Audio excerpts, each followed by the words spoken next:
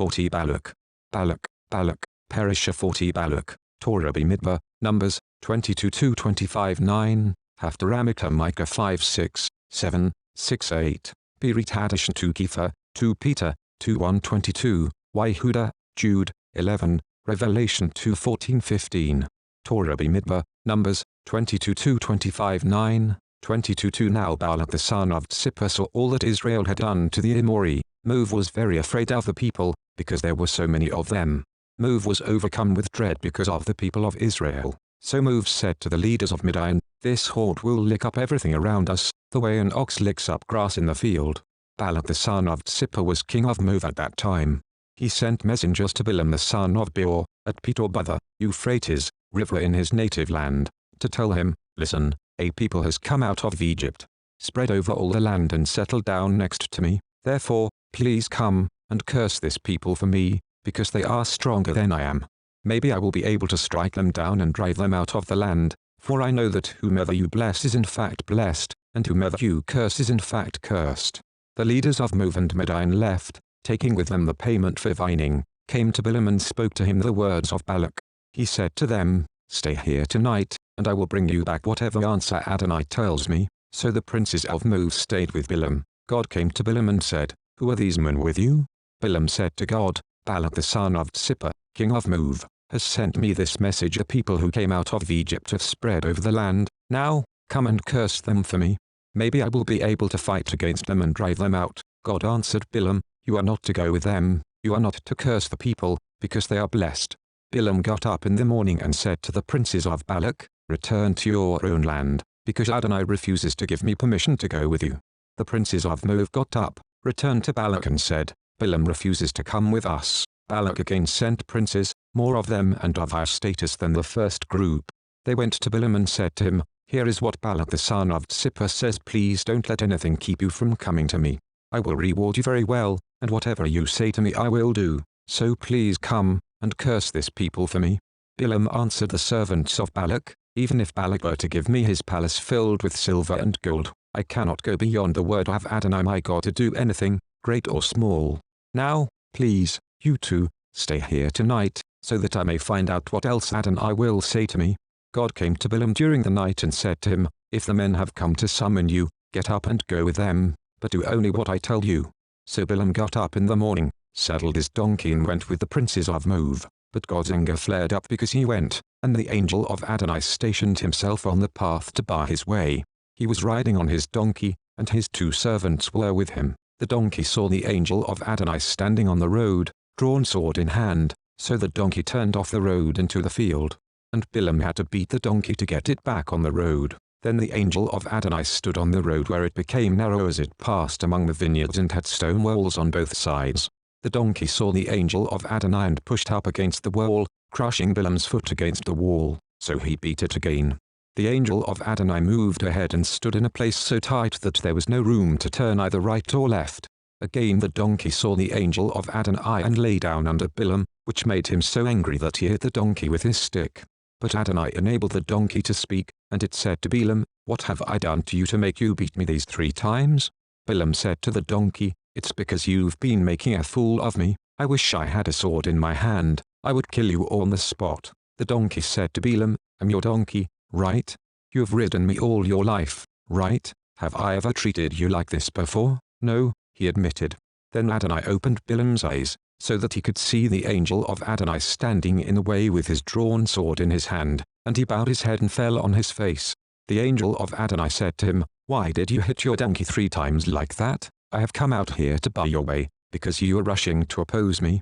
The donkey saw me and turned aside these 3 times, and indeed, if she hadn't turned away from me, I would have killed you by now and saved it alive. Balaam said to the angel of Adonai, "I have sinned. I didn't know that you were standing on the road to block me. Now, therefore, if what I am doing displeases you, I will go back." But the angel of Adonai said to Balaam, "No, go on with the men, but you are to say only what I tell you to say." So Balaam went along with the princes of Balak. When Balak heard that Balaam had come, he went out to meet him in the city of Moab at the Arnon border, in the farthest reaches of the territory. Balak said to Balaam, "I sent more than once to summon you. Why didn't you come to me? Did you think I couldn't pay you enough?" Balaam replied to Balak, "Here, I've come to you. but I have no power of my own to say anything. The word that God puts in my mouth is what I will say." Balaam went with Balak. When they arrived at Kiyat-Hutzot, Balak sacrificed cattle and sheep, then sent to Balaam and the princes with him. In the morning Balak took Balaam and brought him up to the high places of Baal. From there he could see a portion of the people. 23:1 Balaam said to Balak, "Build me 7 altars here, and prepare me 7 bulls and 7 rams here." Balak did as Balaam said. Then Balak and Balaam offered a bull and a ram on each altar. Balaam said to Balak, "Stand by your burnt offering while I go off, maybe Adonai will come and meet me. And whatever he shows me I will tell you." He went off to a Baal god met Balaam, who said to him, "I prepared the 7 altars and offered a bull and a ram on each altar." Then Adonai put a word in Balaam's mouth and said, "Go on back to Balak, and speak as I tell you." He went back to him, and there, standing by his burnt offering, he with all the princes of Moab, he made his pronouncement. "Balak, the king of Moab, brings me from Aram, from the eastern hills, saying, 'Come, curse Yaakov for me, come and denounce Israel.' How am I to curse those whom God has not cursed? How am I to denounce those whom Adonai has not denounced? From the top of the rocks I see them, from the hills I behold them, yes, a people that will dwell alone, and not think itself one of the nations. Who has counted the dust of Yaakov, or numbered the ashes of Israel? May I die as the righteous die, may my end be like theirs." Balak said to Balaam, "What have you done to me? To curse my enemies is why I brought you, and, here, you have totally blessed them." He answered, "Mustn't I take care to say just what Adonai puts in my mouth?" Balak said to him, "All right, come with me to another place where you can see them. You will see only some of them, not all, but you can curse them for me from there." He took him through the field of Tzophim to the top of the Pisgah range, built 7 altars and offered a bull and a ram on each altar. Balaam said to Balak, "Stand here by your burnt offering, while I go over there for a meeting." Adonai met Balaam, put a word in his mouth and said, "Go on back to Balak, and speak as I tell you." He came to him and stood by his burnt offering, with all the princes of Moab. Balak asked him, "What did Adonai say?" Then Balaam made his pronouncement, "Get up, Balak, and listen. Turn your ears to me, son of Zippor. God is not a human who lies, or a mortal who changes his mind. When he says something, he will do it. When he makes a promise, he will fulfill it. Look, I am ordered to bless. When he blesses, I can't reverse it. No one has seen guilt in Yaakov, or perceived perversity in Israel. Adonai their God is with them, and acclaimed as king among them. God, who brought them out of Egypt, gives them the strength of a wild ox. Thus one can't put a spell on Yaakov. No magic will work against Israel. It can now be said of Yaakov and Israel, what is this that God has done? Here is a people rising up like a lioness, like a lion he rears himself up. He will not lie down till he eats up the prey, and drinks the blood of the slain." Balak said to Balaam, "Obviously, you won't curse them, but at least don't bless them."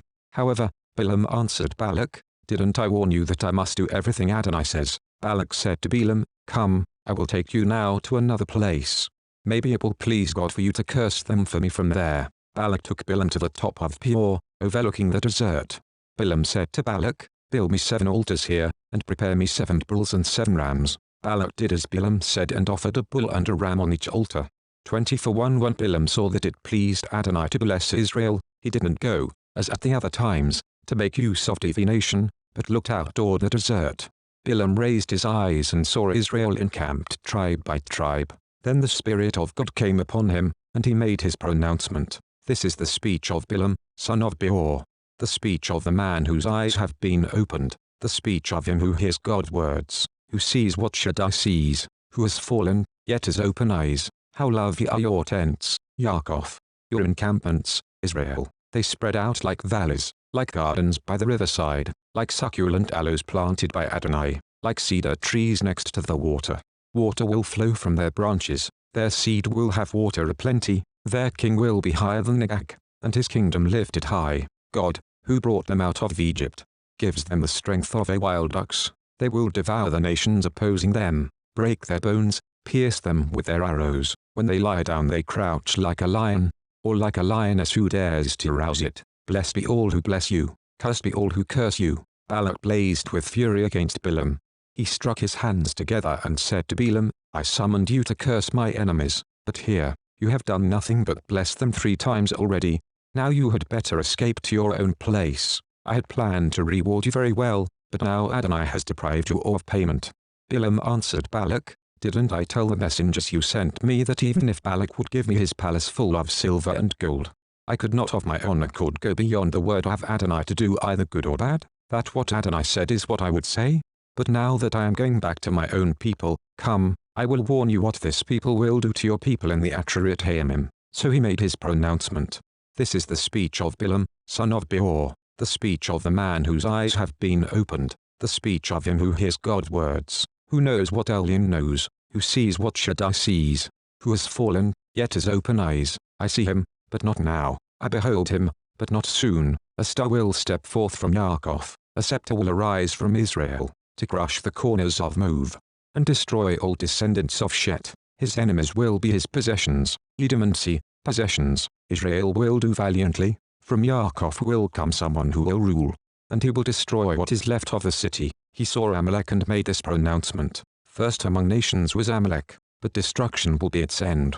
He saw the Keni and made this pronouncement. Though your dwelling is firm, your nest set on rock, Cain will be wasted, while captive to Asher. Finally, he made this pronouncement. Oh no, who can lie when God does this? But ships will come from the coast of Kittim, to subdue Asher and subdue Ever, but they too will come to destruction.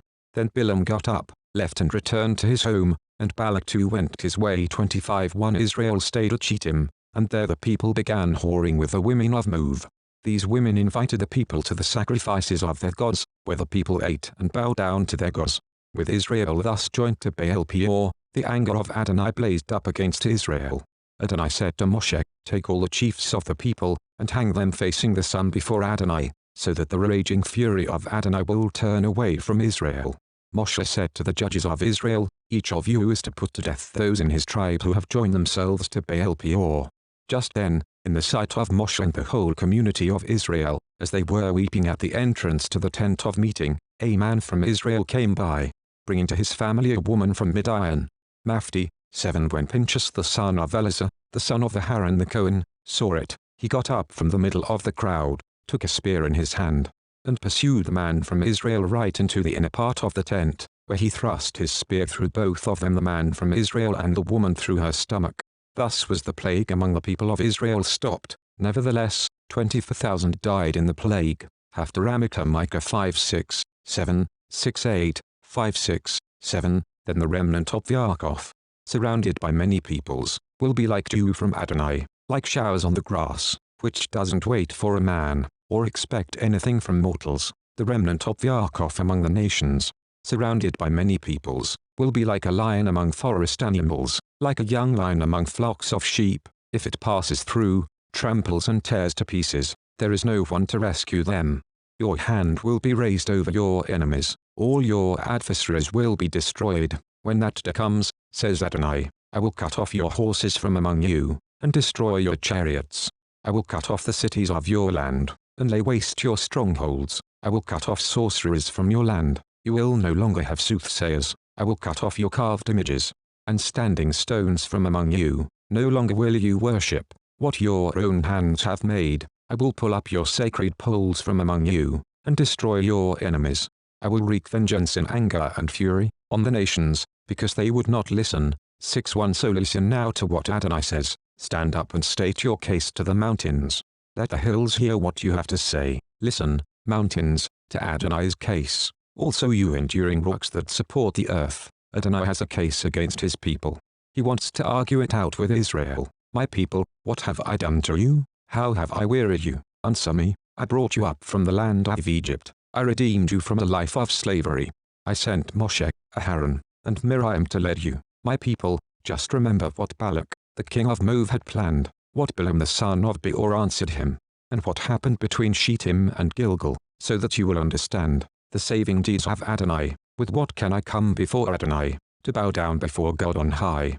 Should I come before him with burnt offerings, with calves in their first year? Would Adonai take delight in thousands of rams, with 10,000 rivers of olive oil?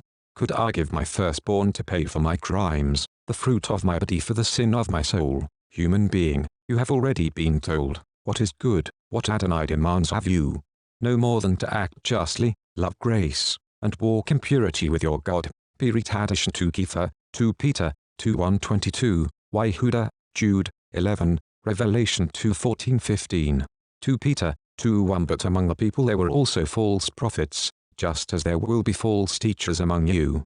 Under false pretenses they will introduce destructive heresies, even denying the Master who bought them, and thus bring on themselves swift destruction. Many will follow their debaucheries, and because of them, the true way will be maligned. In their greed they will exploit you with fabricated stories. Their punishment, decreed long ago, is not idle. Their destruction is not asleep. For God did not spare the angels who sinned, on the contrary, he put them in gloomy dungeons lower than Sheol to be held for judgment, and he did not spare the ancient world. On the contrary, he preserved Noach, a herald of righteousness, with 7 others, and brought a flood upon a world of ungodly people. And he condemned the cities of Sodom and Gomorrah, reducing them to ashes and ruin, as a warning to those in the future who would live ungodly lives. But he rescued Lot, a righteous man who was distressed by the debauchery of those unprincipled people. For the wicked deeds which that righteous man saw and heard, as he lived among them, tormented his righteous heart day after day. So the Lord knows how to rescue the godly from trials and how to hold the wicked until the day of judgment while continuing to punish them, especially those who follow their old natures in lust for filth and who despise authority, presumptuous and self-willed. These false teachers do not tremble at insulting angelic beings, whereas angels, though stronger and more powerful, do not bring before the Lord an insulting charge against them. But these people, acting without thinking, like animals without reason, born to be captured and destroyed, insult things about which they have no knowledge. When they are destroyed, their destruction will be total. They will be paid back harm as wages for the harm they are doing. Their idea of pleasure is carousing in broad daylight. They are spots and defects reveling in their deceptions as they share meals with you, for they have eyes always on the lookout for a woman who will commit adultery, eyes that never stop sinning, and they have a heart that is exercised itself in greed, so that they seduce and stable people. What a cursed brood! These people have left the straight way and wandered off to follow the way of Balaam ben Beor, who loved the wages of doing harm but was rebuked for his sin. A dumb beast of burden spoke out with a human voice and restrained the prophet's insanity. Waterless springs they are, mists driven by a gust of wind, for them has been reserved the blackest darkness. Mouthing grandiosities of nothingness, they play on the desires of the old nature, in order to seduce with debaucheries people who have just begun to escape from those whose way of life is wrong. They promise them freedom, but they themselves are slaves of corruption, for a person is slave to whatever has defeated him. Indeed, if they have once escaped the pollutions of the world through knowing our Lord and Deliverer, Yeshua the Messiah, and then have again become entangled and defeated by them, their latter condition has become worse than their former. It would have been better for them not to have known the way of righteousness than, fully knowing, to turn from the holy command delivered to them. What has happened to them accords with the true proverb, a dog returns to its own vomit. Yes, the pig washed itself, only to wallow in the mud. Jude, 11 Woe to them, in that they have walked the road of Cain, they have given themselves over for money to the error of Balaam, they have been destroyed in the rebellion of Korah. Revelation 2:14 Nevertheless, I have a few things against you. You have some people who hold to the teaching of Balaam, who taught Balak to set a trap for the people of Israel, so that they would eat food that had been sacrificed to idols and commit sexual sin. Likewise, you too have people who hold to the teaching of the Nicolaitans,